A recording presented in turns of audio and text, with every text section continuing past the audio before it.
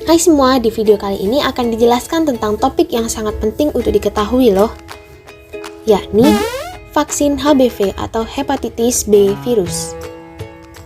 Di sini aku nggak sendirian nih, ada rekan-rekan lainnya juga.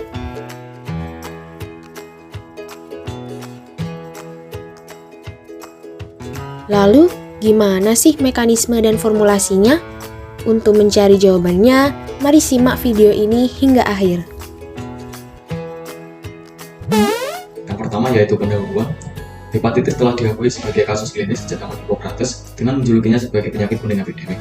Kasus pertama yakni serum hepatitis atau yang dikenal sebagai hepatitis B pertama kali dijelaskan selama epidemi yang dihasilkan dari vaksinasi terhadap cacar dari pekerja galangan kapal di Jerman pada akhir abad ke-19.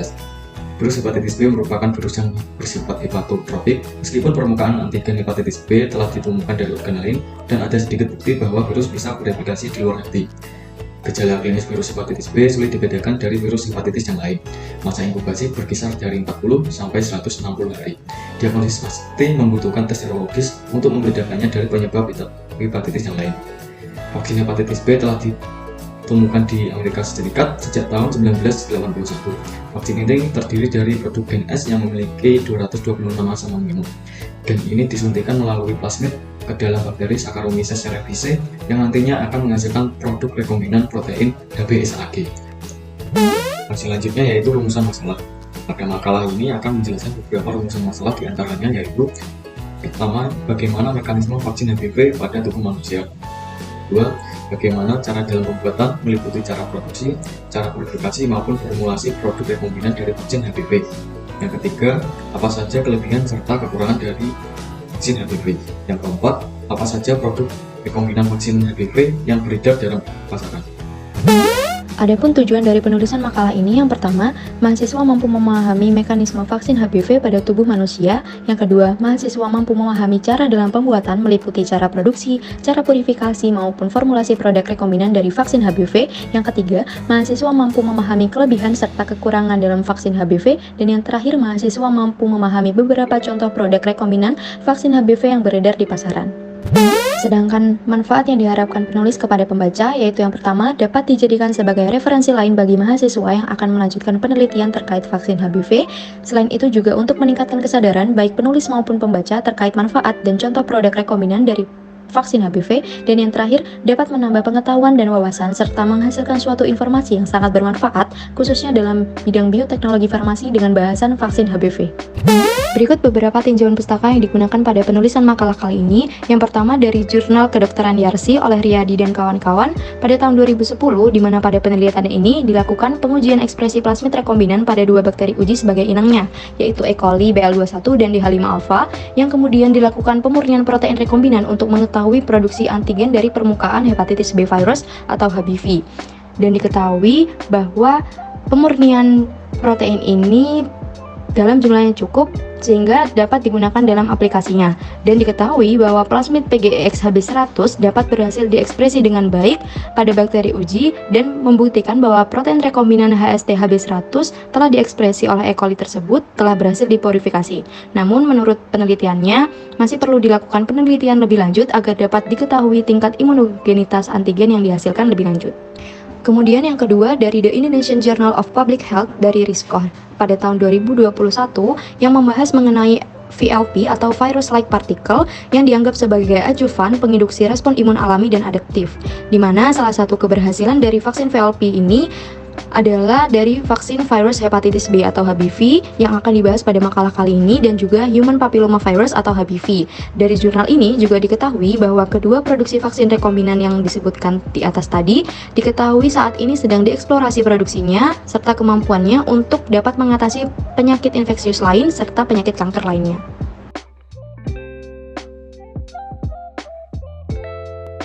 Baik, selanjutnya di sini kami akan menjelaskan terkait dengan landasan teori. Untuk yang pertama adalah pengertian tentang HBV atau hepatitis B virus.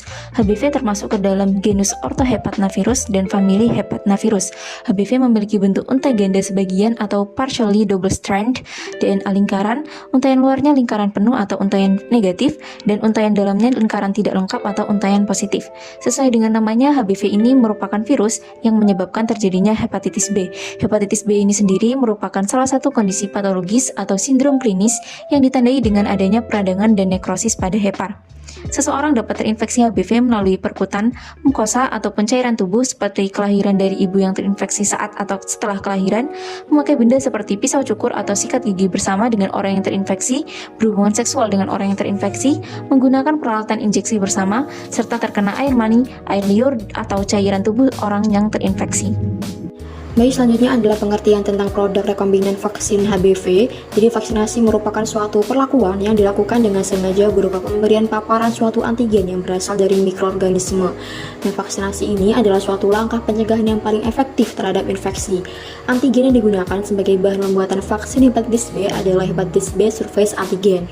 Vaksin antigen dapat berasal dari permunian plasma orang terinfeksi virus hepatitis B kronis. Selain itu, vaksin hepatitis B juga dapat diperoleh sebagai produk teknologi DNA rekombinan. Nah, vaksin hepatitis B saat ini umum digunakan adalah vaksin yang mengandung protein hepatitis B surface antigen, dibuat dengan teknik DNA rekombinan yang menginduksi respon imun sehingga menghasilkan anti-HBs. Fungsinya sebagai komponen antibodi khusus dalam menghambat penempelan dan masuknya virus hepatitis B ke dalam. Selanjutnya adalah manfaat vaksin HBV untuk kesehatan. Program vaksinasi hepatitis B bermanfaat untuk mengurangi angka terjadinya atau prevalensi antigen HBsAg. Mengapa demikian? Hal ini dikarenakan hepatitis B hingga saat ini masih menjadi salah satu masalah kesehatan yang cukup besar terjadi di Asia. Bahkan sekitar 75% dari 300 juta individu HBsAg positif terdapat di seluruh dunia. Di Indonesia, terjadi hingga 21,8% atau sekitar 23 juta penduduk terinfeksi penyakit ini. Selain itu, vaksin ini juga diberikan sebagai upaya pencegahan terjadinya penyakit sirosis dan kanker hati. Hal ini dikarenakan infeksi ini juga dapat menyebabkan terjadinya sirosis sebesar 30% dan kanker hati sebesar 53% dari seluruh dunia. Mekanisme aksi dari vaksin hepatitis B. Vaksin HBV bekerja dengan membuat tubuh menciptakan atau memproduksi perlindungan diri sendiri, dalam hal ini berbentuk antibodi terhadap penyakit hepatitis B. Tahapan mekanisme dari vaksin HBV. Yang pertama, vaksin HBV yang disuntikan mengandung protein HBsAg dimakan oleh antigen presenting cell. Yang kedua, antigen presenting cell memproses antigen dan menempelkannya pada permukaan antigen presenting cell yang lainnya. Yang ketiga, antigen presenting cell memberitahu antigen kepada sel T helper yang menyebabkan ekspansi klon sel T serta produksi sel T memory. Yang keempat, antigen dapat dikenali langsung oleh sel B yang menyebabkan menghasilkan respon imun yang lemah dengan pengikatan antigen ke daerah FAB pada reseptor sel B dan juga pensinyalan sekunder dari sitokin yang dilepaskan oleh sel T helper. Yang selanjutnya, sel B memulai hipermutasi somatiknya di wilayah FAB. Yang selanjutnya juga meningkatkan kecocokan yang sesuai antara wilayah FAB dan juga antigen. Yang kelima atau terakhir, sel B yang telah matang menjadi sel plasma untuk menghasilkan antibodi penawar. Sel B juga menjalani ekspansi klon dan pembentukan sel memori untuk pertahanan tubuh di masa depan.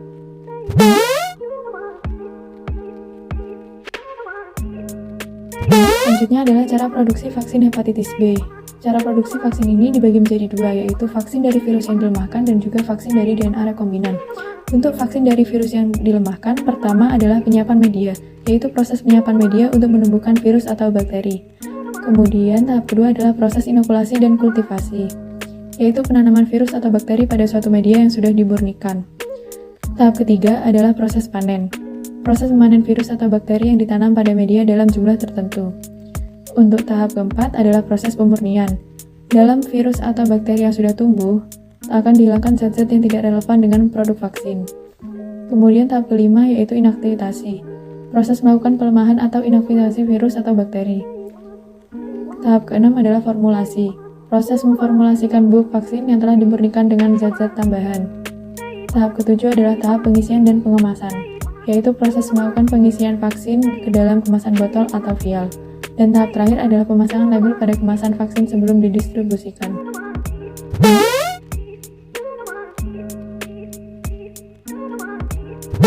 Selanjutnya adalah produksi vaksin dari DNA rekombinan. Yang pertama adalah virus penyebab penyakit disiapkan untuk diekstraksi RNA-nya. Selanjutnya, RNA yang telah diekstrak dikonversi menjadi DNA.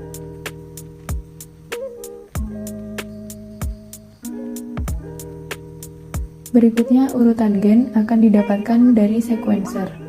DNA virus yang menyebabkan penyakit akan ditandai dengan penanda khusus.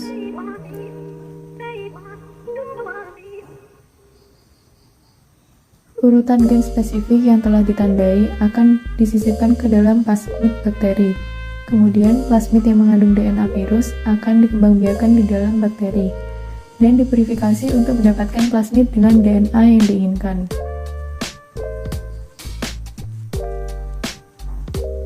Plasmid dengan DNA yang diinginkan tadi kemudian disimpan dan digunakan sebagai vaksin.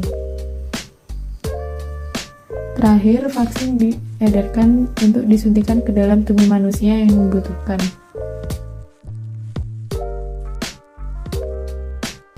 Selanjutnya yaitu cara purifikasi dari vaksin HBV. Nah, yang pertama yang harus kita lakukan di sini adalah dengan memanen proteinnya, sehingga nanti didapat pelet yang sudah terpisah dengan supernatannya. Kemudian, pelet tersebut dilisis dengan buffer lisis secara enzimatik untuk dapat memecah sel dan mengeluarkan protein intraseluler yang menunjukkan nilai total dari protein yang terlarut.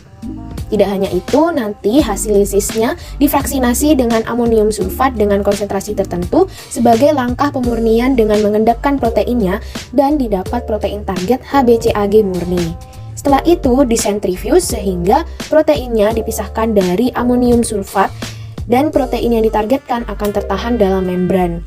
Kemudian nanti pelet dilarutkan dengan buffer tris HClPH8 untuk dapat menggantikan keberadaan dari garam amonium sulfat tersebut di dalam sampel. Berikut merupakan formulasi dari vaksin hepatitis B merek Uvax-B. Bahan-bahan yang diperlukan untuk memproduksi vaksin hepatitis B merek Uvax-B meliputi antigen hepatitis B murni yang berfungsi sebagai bahan aktif dengan jumlah 20 mikrogram, lalu gel aluminium hidroksida sebagai ajuvan dalam jumlah 0,5 mg. Ajuvan berbasis aluminium hidroksida berfungsi untuk mengaktifasi respon imun seluler endogen yang dimediasi oleh NLRP3 dan memicu makrofag untuk melepaskan faktor proinflamasi dalam jumlah yang besar. Contohnya yaitu interleukin 1 beta dan interleukin 18. Selain bahan aktif dan ajuvan, terdapat bahan lain yang ditambahkan pada formulasi, yaitu kalium fosfat monobasa, natrium fosfat dibasa, natrium klorida, dan timerosal yang berfungsi sebagai bahan pengawet untuk memastikan kualitas vaksin hingga nantinya diinjeksikan. Selanjutnya adalah contoh produk vaksin hepatitis B rekombinan yang beredar di pasaran. Yang pertama adalah Uvax-B. Uvax-B diproduksi oleh industri Sanofi Pasteur yang berpusat di Paris, Prancis.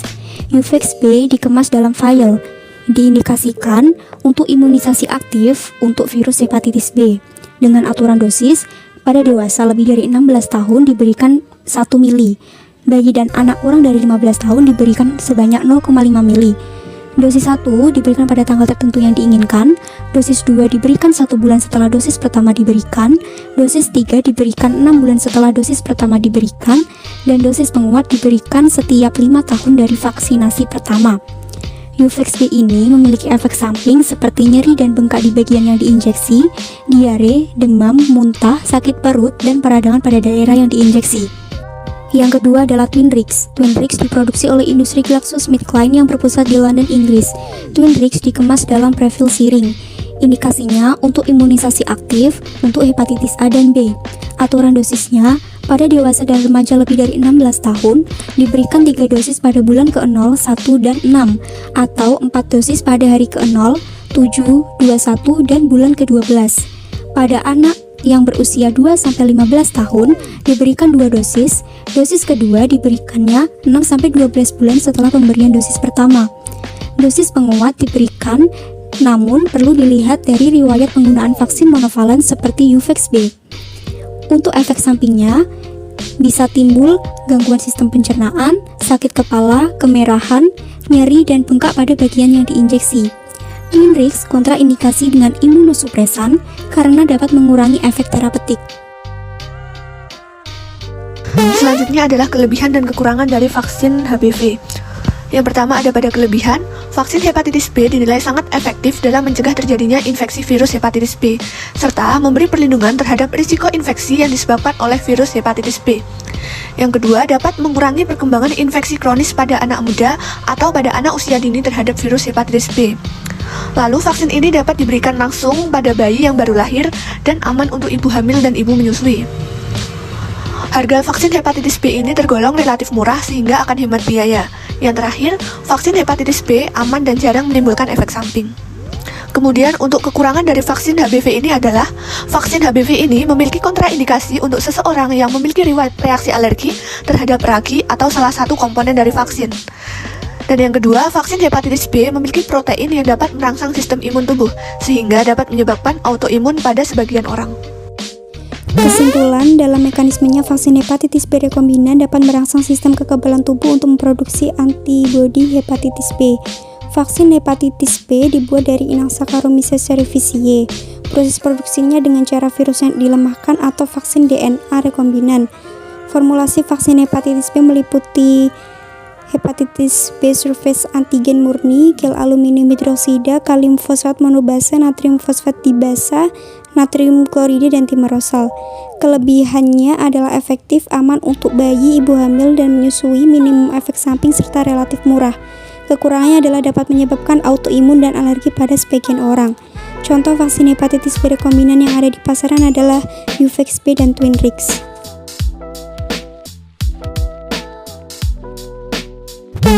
Pertanyaan yang pertama, Twinrix dikemas dalam prefil siring. Apa itu prefil siring?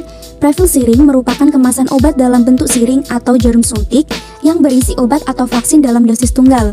Sehingga dengan kemasan ini, praktisi tidak perlu mengisi obat secara manual ke dalam siring karena sebelumnya sudah diisikan oleh pabrik industrinya. Baik, pertanyaan selanjutnya yaitu telah disebutkan bahwa manfaat pemberian vaksin HBV salah satunya adalah mencegah terjadinya penyakit kanker hati. Mengapa? Hal ini dikarenakan infeksi hepatitis B dapat memicu kanker hati. Terdapat beberapa faktor yang dapat mempengaruhi perkembangan hepatitis B menjadi kanker hati, termasuk yang terpenting mutasi pada daerah pre-S-BHB. Daerah pre-S meliputi pre-S1 dan pre-S2 yang merupakan tempat pengikatan sel imun tubuh. Apabila daerah ini mengalami mutasi, tubuh tidak memberikan respon kekebalan sehingga virus ini bisa terus bereplikasi dan menyebabkan kanker. Daerah ini juga banyak berperan dalam proses masuknya virus ke dalam tubuh, penggandaan virus, serta perkembangan virus menjadi keganasan. Mutasi pada beberapa titik penting di daerah PS juga dapat menyebabkan ketidakseimbangan sintesis protein permukaan virus.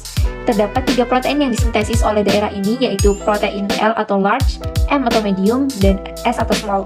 Apabila terjadi mutasi, protein L akan lebih banyak diproduksi daripada protein S dan M yang kemudian menumpuk di retikulum endoplasma dan memicu kerusakan oksidatif. Radikal bebas yang dihasilkan akan memicu jalur pensinyalan kanker dan menyebabkan kanker hati. Mengapa Saccharomyces cerevisiae dipilih menjadi inang untuk produksi hepatitis B vaksin?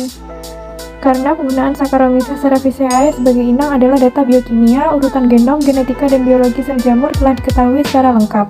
Kemudian Saccharomyces cerevisiae juga dapat ditumbuhkan dengan cepat, sehingga kepadatan sel tinggi pada media yang sederhana seperti bejana kultur kecil maupun bioreaktor skala besar. Beberapa promotor yang kuat telah diisolasi dan dikarakterisasi dari ragi S. cerevisiae, juga mampu melakukan banyak modifikasi pasca translasi. Ragi juga biasanya dapat mengeluarkan protein yang sangat sedikit sehingga saat direkayasa untuk pelepasan protein rekombinan ekstraseluler, produknya dapat dengan mudah untuk dimurnikan. Nomor 4, telah dijelaskan bahwa contoh produk vaksin hepatitis B rekombinan adalah Uvex B dan Twinrix, di mana Uvex B hanya untuk hepatitis B, sedangkan Twinrix merupakan kombinasi hepatitis A dan B. Jika vaksin dosis pertama menggunakan Twinrix dan dosis berikutnya pakai Uvex B, apakah diperbolehkan? Jawabannya, berdasarkan penelitian dari Kalinowski tahun 2000, pergantian vaksin monovalen ke vaksin bivalen tidak menimbulkan masalah. Tetapi, studi mengenai pergantian dari vaksin bivalen ke monovalen sendiri belum ada yang spesifik. Dari sumber lain dikatakan bahwa pergantian dari vaksin bivalen Twinrix ke monovalen Uvex B kurang disarankan oleh The Immunization Advisory Center dari University of Auckland. Untuk pertanyaan kelima berasal dari Aisyah dengan NIM 212210101010 dari kelompok 5. Pertanyaannya adalah, apakah ada mekanisme lain dari ajuvan gel aluminium hidroksida untuk meningkatkan respon imun tubuh terhadap vaksin? Dijawab oleh M. Ghifari Abdallah dengan NIM 212210101052 dengan jawaban, ya ada, yaitu efek repositori, yaitu berkumpul